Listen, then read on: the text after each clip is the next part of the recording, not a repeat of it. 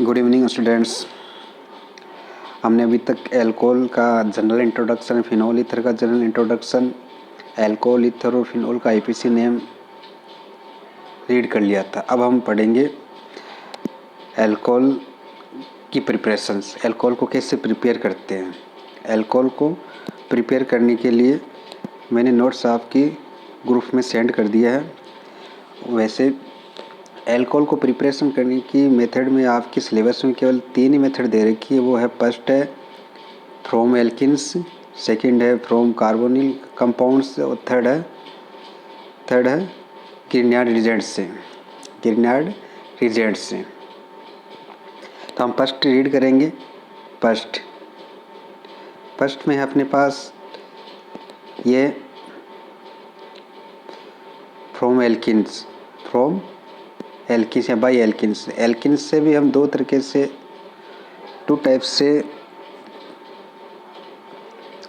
Alcohol को prepare कर सकते हैं। फर्स्ट है by acid catalysis hydrogenation of alkenes और सेकंड है by hydroboration oxidation of alkenes.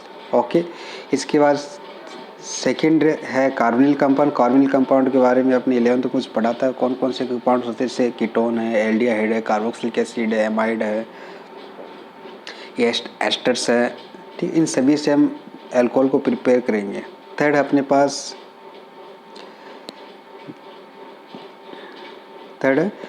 By Grignard regent से। बाई ग्रिग्नार्ड रिजेंट क्या होता है? वो होता है RMgX को हम ग्रिग्नार्ड रिजेंट बोलते हैं, यानी एल्किल मैग्नीशियम हैलाइड को ग्रिग्नार्ड रिजेंट बोलते हैं। इसके बारे में भी हम आगे पढ़ाई करेंगे। ठीक है, तो फर्स्ट अपने पास है वो है फ्रॉम एल्किन्स में फर्स्ट हम पढ़ेंगे एसिड कैटेलाइसिड हाइड्रोजनेशन।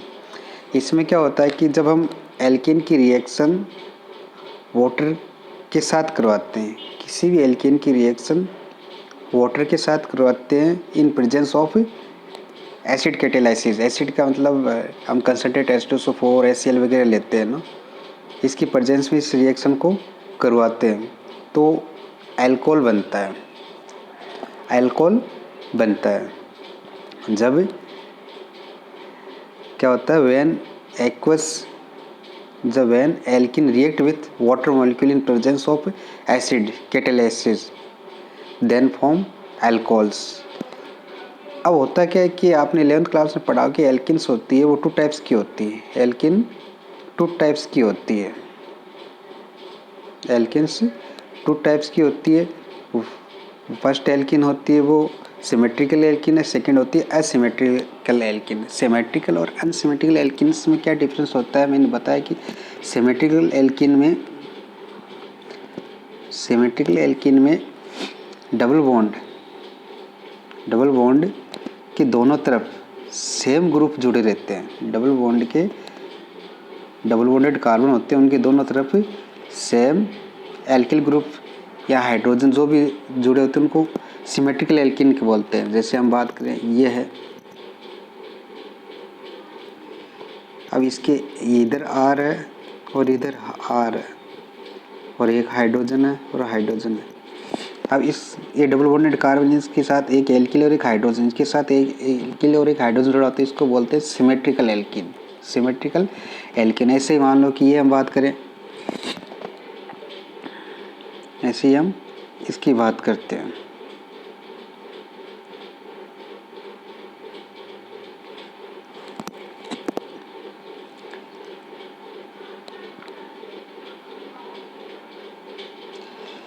ये है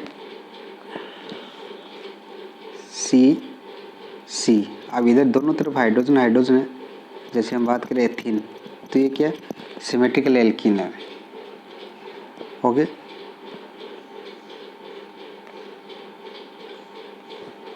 और ये रहा, मान लो यहाँ इधर CH3 दोनों अटैच है और इधर भी CH3 अटैच है, तो ये भी सिमेट्रिकल एल्किन है। अब है अनसिमेट्रिकल एल्किन में क्या होता है? डबल बॉन्डेड कार्बन में जो ग्रुप अटैच ग्रुप होते हैं वो क्या होते हैं, डिफरेंट होते हैं। जैसे मान लो इधर CH3 और H है तो इधर HH है, तो अनसिमेट्रिकल एल्किन है 1 प्रोपिन।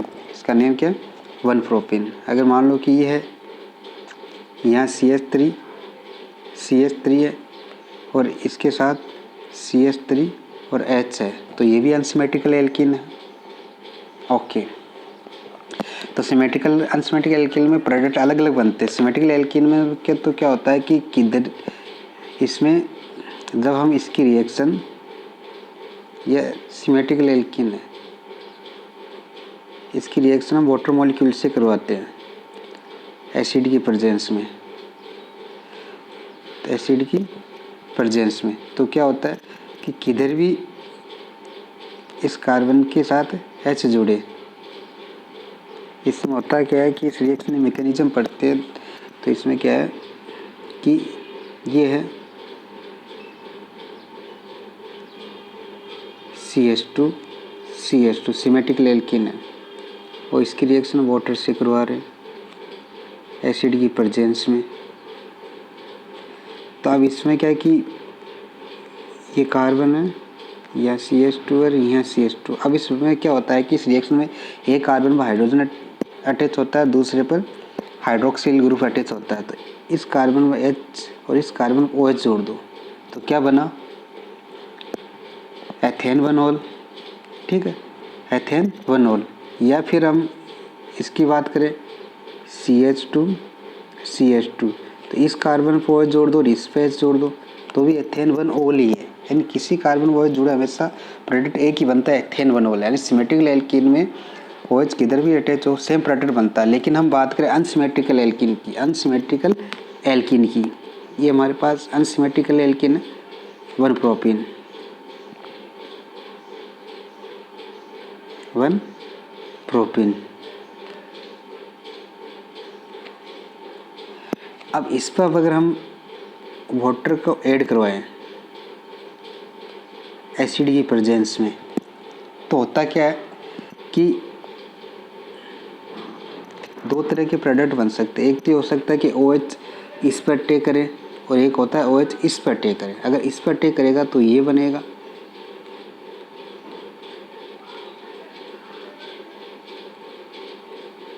ये। ओके, क्या बना, प्रोपेन 1 ओल। ठीक है, दूसरा प्रोडक्ट ये बन सकता है कि इस सेंटर वाले कार्बन में अटैक करे तो इससे ये प्रोडक्ट बन सकता है CH3 CHOH और CH3। ओके, अब इसमें दो तरह के प्रोडक्ट बन रहे हैं। एक तो बन रहा है प्रोपेन 1 ओल और एक बन रहा है प्रोपेन 2 ओल। एक प्रोपेन 1 ओल बन रहा है, एक प्रोपेन 2 ओल बन रहा है। ये प्रोपेन 1 ओल है, प्रोपेन 1 ओल, और ये प्रोपेन 2 ओल। ओके, प्रोपेन 1 ओल, प्रोपेन 2 ओल। तो इसके लिए हमें 11th में पढ़ा मार्कोनिकॉफ रूल्स। मार्कोनिकॉफ रूल क्या कहता है, वो ये रूल ये कहता है कि अनसिमेट्रिकल एल्किन पर जब नेगेटिव इलेक्ट्रोनेगेटिव पार्ट की एडिशन रिएक्शन होती है तो वह इलेक्ट्रोनेगेटिव पार्ट उस कार्बन पर जुड़ता है, उस कार्बन पर अटैच होता है जिस पर एल्किल ग्रुप्स कम हो, एल्किल ग्रुप्स कम हो। जैसे हम बात करें एल्किल ग्रुप्स कम हो, जैसे ये रहा अनसिमेट्रिकल एल्किन, ये रही। ओके, अब इसमें देखिए ये डबल बॉन्डेड कार्बन में इस कार्बन पर एक एल्किल ग्रुप अटैच है और इस कार्बन पर कोई एल्किल ग्रुप नहीं है, हाइड्रोजन सी है। तो अब कौन से कार्बन पर हाइड्रोक्सिल ग्रुप अटैच होगा, इसमें इलेक्ट्रोनेगेटिव कौन होता है, OH माइनस होता है। तो ये किस पर अटैच करेगा, ये इस कार्बन पर, ये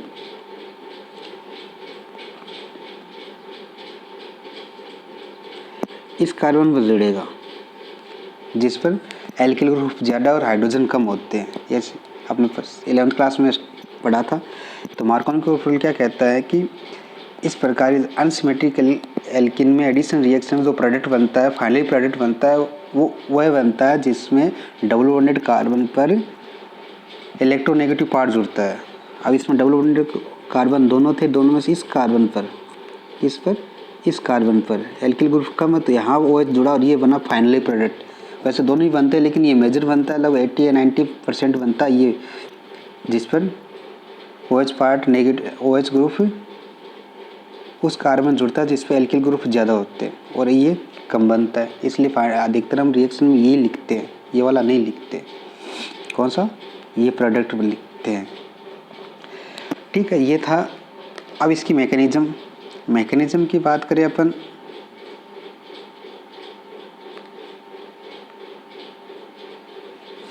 तो मैकेनिज्म इसकी 2 स्टेप में कंप्लीट होती है, 2 स्टेप्स में कंप्लीट होती है। फर्स्ट स्टेप में कार्बोकेटाइन का फॉर्मेशन होता है, इसमें क्या होता है, इलेक्ट्रोफाइल अटैक करता है। इलेक्ट्रोफाइल क्या होता है, आपने पढ़ा 11th क्लास में, जिसके पास जो इलेक्ट्रोपॉजिटिव होता है और वहाँ अटैक करता है जहाँ पे इलेक्ट्रॉन्स मोर होते हैं, जहाँ इलेक्ट्रॉन्स ज़्यादा होते हैं, खुद इलेक्ट्रॉन डिफिशिएंट होता है। तो इसमें क्या होता है कि वाटर मॉलिक्यूल H+ यानी कैटालाइसिस एसिड के साथ रिएक्शन करके हाइड्रोनियम आयन बना देता है, आपकी बुक में रिएक्शन नहीं दे रखी हाइड्रोनियम आयन इस एल्किन पर अटैक करता है। लेकिन हम इमेज कर सकते हैं कि मान लो H+, हमने क्या H+ लेकर रिएक्शन करवाई प्रोटॉन, तो ये प्रोटॉन जब इस पर अटैक करेगा किसी एक कार्बन पर, जहाँ क्योंकि दोनों कार्बन है वो इलेक्ट्रॉन रिच सेंटर है, इस कार्बन अटैक करेगा तो क्या होगा, यहाँ इसमें हमने इस कार्बन अटैक करवा रखा है, हमने इसको इस कार्बन पर अटैक करवा रखा है, इस कार्बन पर। तो इस कार्बन अटैक करेगा तो ये हाइड्रोजन यहाँ अटैच होगा, तो यहाँ पर ये कार्बन क्या होगा, इलेक्ट्रॉन डिफिशिएंट होगा और क्या बन गया, कार्बोकेटाइन बनता है। इसके बाद सेकेंड स्टेप में क्या होता है कि वाटर मॉलिक्यूल अटैक करता है, वाटर मॉलिक्यूल ऐड करता है इसमें। वाटर मॉलिक्यूल इसमें क्या न्यूक्लियोफाइल है और कहाँ ऐड हो रहा है, जहाँ पर क्या है, कार्बोकेटाइन के पास पॉजिटिव चार्ज है। और न्यूक्लियोफाइल क्या होते हैं, खुद इलेक्ट्रॉन रिच होते हैं, वहाँ अटैक करते हैं जहाँ पर इलेक्ट्रॉन की कमी होती है, इलेक्ट्रॉन डिफिशिएंट सेंटर पर अटैक करते हैं। तो ये इस कार्बन अटैक करेगा, अटैक करने के बाद क्या हुआ, ये बना। अब ऑक्सीजन अपना लोन पेयर इलेक्ट्रॉन किसको दे दिया, इस कार्बन को दे दिया। अब इसमें ऑक्सीजन क्या होगा, इलेक्ट्रॉन डिफिशिएंट हो गया, फिर थर्ड स्टेप में क्या होता है, थर्ड स्टेप में प्रोटॉन डीप्रोटोनेशन होता है, प्रोटॉन रिमूव होता है। जो प्रोटॉन फर्स्ट स्टेप में ऐड हुआ था वो प्रोटॉन सेकंड स्टेप में रिमूव हो जाता है और यहाँ से क्या हुआ कि इस OH बॉन्ड के जो इलेक्ट्रॉन थे, बॉन्ड पेयर था, वो उस ऑक्सीजन को दे दिया और ये हाइड्रोजन है वो प्रोटॉन के फॉर्म में रिमूव हो गया और OH से अटैच हो गया।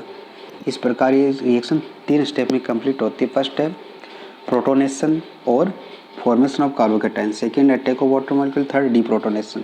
अब इस रिएक्शन में होता क्या है कि ये एसिड कैटालिसिस रिएक्शन, क्योंकि इसमें जो प्रोटॉन होता है जिस फॉर्म में ऐड हो रहा है उसी फॉर्म में वापस निकल गया ना, ये इसलिए कैटालाइसिस की भांति रिएक्शन करता है। आपने सरफेस केमिस्ट्री में पढ़ा हो कैटालाइसिस क्या होती है, कैटालिस्ट होती है क्या। ओके, इसके बाद और सारे एग्जाम्पल हम पढ़ेंगे। अब सेकेंड रिएक्शन है हाइड्रोबोरेशन ऑक्सीडेशन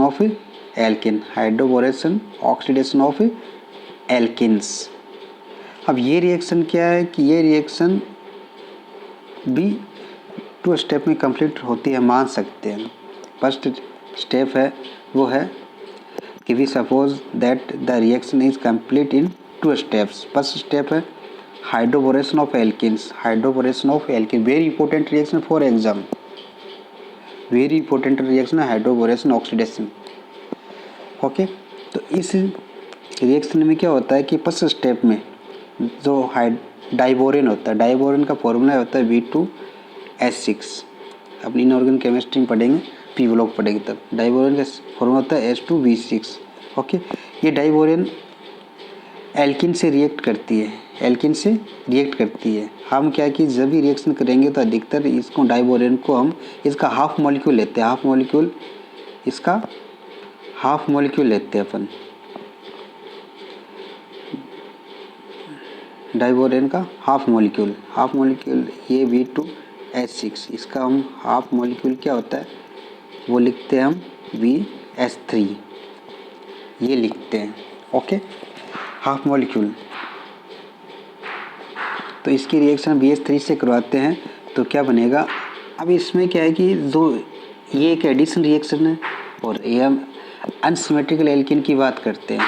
अनसिमेट्रिकल एल्किन में डाइबोरेन की रिएक्शन एल्किन से करवाते हैं। डाइबोरेन में क्या होता है कि BH बॉन्ड होता है, BH बॉन्ड होता है। अब BH में से अब मार्कोनिकॉफ रूल क्या कहता है, कहता है कि इलेक्ट्रोनेगेटिव पार्ट उस कार्बन से जुड़ता है जिस पर एल्किल ग्रुप्स ज़्यादा होते हैं। तो अब इन दोनों में मोर इलेक्ट्रोनेगेटिव कौन है, तो जो हाइड्रोजन की इलेक्ट्रोनेगेटिव होती है वो 2.1 होती है और बोरोन की जो इलेक्ट्रोनेगेटिव होती है 2.0 होती है। तो मोर इलेक्ट्रो कौन हो गया, मोर इलेक्ट्रोनेगेटिव हाइड्रोजन हो गया। तो हाइड्रोजन उस कार्बन से अटैच होगा जिस पर एल्किल ग्रुप ज़्यादा और हाइड्रोजन कम है। ओके, अब इसमें BH3 की रिएक्शन करवाई तो ये हाइड्रोजन तो यहाँ जुड़ गया इस कार्बन से जहाँ पर एल्किल ग्रुप ज़्यादा है, क्यों इसके पास एक एल्किल ग्रुप है, इसके पास कोई एल्किल ग्रुप नहीं। डबल बॉन्डेड कार्बन की बात करते हैं, डबल बॉन्डेड कार्बन, इस कार्बन पर कोई एल्किल ग्रुप नहीं है और इस कार्बन पर एक एल्किल ग्रुप जुड़ा हुआ है, इस कार्बन पर एक एल्किल ग्रुप जुड़ा और इस कार्बन पर कोई एल्किल ग्रुप नहीं है। तो हाइड्रोजन कहाँ जुड़ेगा, जहाँ पर एल्किल ग्रुप्स ज़्यादा होते हैं। तो हाइड्रोजन यहाँ अटैच हो गया, ये हो गया, और इस BH3 में से क्या रह गया, एक हाइड्रोजन यहाँ चला गया तो इसके पास क्या रह गया, BH2 रहेगा। तो ये BH2 इस कार्बन से जुड़ गया। ओके, और ठीक है, ये इसको हम ऐसे रिप्रेजेंट करते हैं, लेकिन नॉर्मली हम ऐसे लिखेंगे इसको RCH2, दो हाइड्रोजन हो गए इसके पास और CH2 VH2। ओके, इसके बाद फिर इस पर एल्किन जुड़ेगी। ये रिएक्शन तब तक चलती है जब तक कि बोरोन के सभी हाइड्रोजन रिप्लेस ना हो जाए एल्किल ग्रुप द्वारा। अब क्या होगा कि ये एल्किन फिर अटैच होगी, तो एल्किन इससे अटैच होगा तो फिर ये डबल बॉन्ड है यहाँ पर, ये एल्किन होगी, ये एल्किल बोरेन एल्किल बोरेन हो गया और ये एल्किल होगी। अब ये इससे एल्किन में फिर हाइड्रोजन यहाँ जुड़ेगा, ओके, और बोरोन यहाँ जुड़ेगा और क्या बन गया RCH2 होल ट्वाइज BH। अब इस बोरोन का एक हाइड्रोजन फिर यहाँ जुड़ गया और बोरोन इससे जुड़ गई, फिर इससे रिएक्शन होती है, फिर यही होता है H यहाँ जुड़ता है, बोरोन यहाँ जुड़ता है और ट्राई एल्किल बोरेन बनती है। फर्स्ट स्टेप में ट्राई एल्किल बोरेन बनता है। ओके, और ये रिएक्शन किसके अकॉर्डिंग होती है, इसमें एडिशन होता है, मार्कोनिकॉफ रूल के अकॉर्डिंग इसमें एडिशन होता है। इसके बाद में अब इस जो ओवरऑल स्टेप है, तीनों स्टेप को हम शॉर्ट में लिख सकते हैं। ओवरऑल स्टेप को हम शॉर्ट में कैसे लिख सकते हैं, ऐसे लिख सकते हैं, 3 एल्किल के मॉलिक्यूल लिए, डाइबोरेन से रिएक्शन करवाई और ट्राई एल्किल बोरेन बन गया। We can write the step in shortly. इसके बाद सेकेंड ऑक्सीडेशन, जो इस स्टेप में जो ट्राई एल्किल बोरेन बना है वो बोरेन H2O2 यानी हाइड्रोजन पेरोक्साइड और एक्वस सोडियम हाइड्रोक्साइड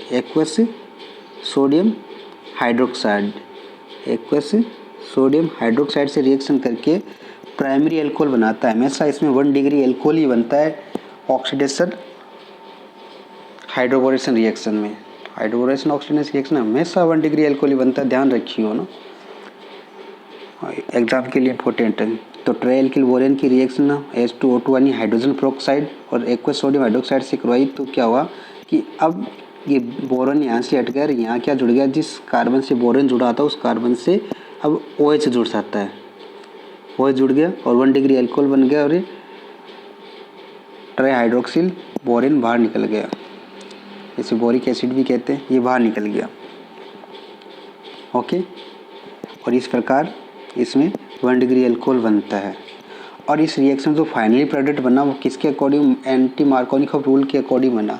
जब भी हम पेरोक्साइड लेते हैं, पेरोक्साइड इफेक्ट आपने 11th क्लास में पढ़ा होगा, पेरोक्साइड इफेक्ट और एंटी मार्कोनिकॉफ रूल एक ही होता है। इसमें क्या होता है कि मार्कोनिकॉफ रूल तो क्या कहता है कि अनसिमेट्रिकल एल्किन अनसिमेट्रिकल एल्किन में नेगेटिव पार्ट, इलेक्ट्रोनेगेटिव पार्ट या इलेक्ट्रोनेगेटिव एटम उस कार्बन से जुड़ता है जिस पर एल्किल ग्रुप ज़्यादा हो। तो ठीक है, तो OH यहाँ जुड़ना चाहिए, इस कार्बन जुड़ना चाहिए, लेकिन हमने क्या ले लिया, H2O2 लेने के कारण अब इनमें जो प्रोडक्ट बन रहा है उस प्रोडक्ट में OH कहाँ जुड़ रहा है, इस कार्बन पर जुड़ रहा है जहाँ पर एल्किल ग्रुप कम और हाइड्रोजन ज़्यादा है। ठीक है, तो ये यह बनाना, तो किसके अकॉर्डिंग बन गया, एंटी मार्कोनिकोव रूल के अकॉर्डिंग फाइनली प्रोडक्ट बनता है। तो फाइनली प्रोडक्ट तो इसमें एंटी मार्कोनिकोव रूल के अकॉर्डिंग बनता है। ये भी important objective question for exam, competitive exam के लिए। ठीक है, और जबकि हाइड्रोबोरेशन का, डाइबोरेन का एडिशन किसके अकॉर्डिंग होता है, मार्कोनिकोव रूल के अकॉर्डिंग होता है। ओके, ये 2 रिएक्शन हमने इस चैप्टर में पढ़ ली। और बाकी रिएक्शंस है, बाकी जो रिएक्शंस है कौन सा, कार्बोनिल कंपाउंड से एल्कोहल को प्रिपेयर करेंगे, वो कल करेंगे, और ग्रेनाइड एजेंट से भी कल करेंगे। तो अच्छी तरह पढ़ लेना। इसके एग्जांपल्स मैं आपको सेंड कर दूंगा, बहुत सारे एग्जांपल्स वो आपको सोल्व करने। ओके बेटा, थैंक यू।